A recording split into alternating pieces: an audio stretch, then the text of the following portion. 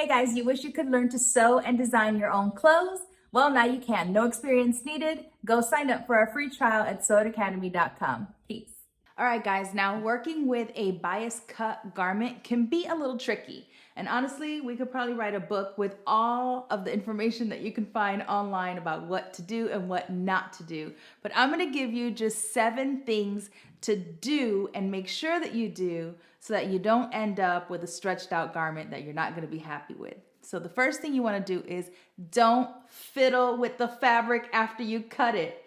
When you cut on the bias, you're going to get a lot of stretch, which means if you fiddle with it, if you hold your fabric up and drape it to see how it's gonna look, or you start pulling on it or setting it down or picking it up and putting it back down, you're going to stretch your seams. So after you cut it, set it aside and don't touch it unless you're going to start sewing. The second thing is you wanna stay stitch. Now, don't just stay stitch your waistline. You want to stay stitch all of your raw edges. So your side seams, your center front seam, your center back seam, whatever seam you got, okay? Stay stitch it. The third thing, and this is, some people say yay, some people say no. Whenever I want to serge the seams on a bias cut garment, I do it before I sew my seams together.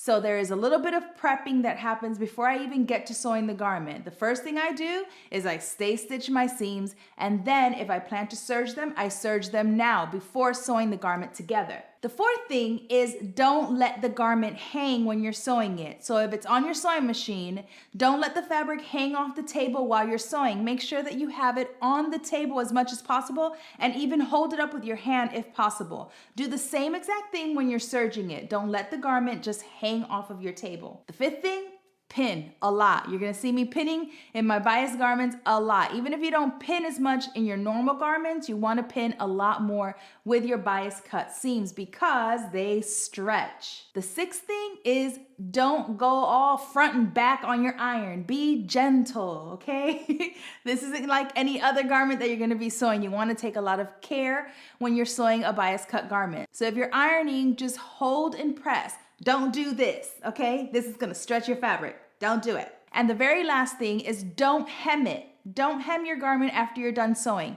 That bias cut garment is gonna stretch and grow. So after I'm done sewing it, the last thing that I do is I leave my hem alone. I hang my skirt up either on my dress form or on a hanger, and I let it hang for at least 24 hours before I sew the hem of my skirt, because that's gonna let you know exactly how much it grew and if you need to make any slight adjustments to that hemline before sewing it together. Now, I know that seems like a lot of work to do for a bias cut garment, but if you skip those steps, you're gonna get really frustrated when you're trying to match up and pin your seams and they don't match just because one or the other grew more, or you're gonna end up with a garment that doesn't lay the way that you want, and it's gonna be your fault because you didn't follow these easy 7 steps to sewing a bias cut garment. All right, guys, peace.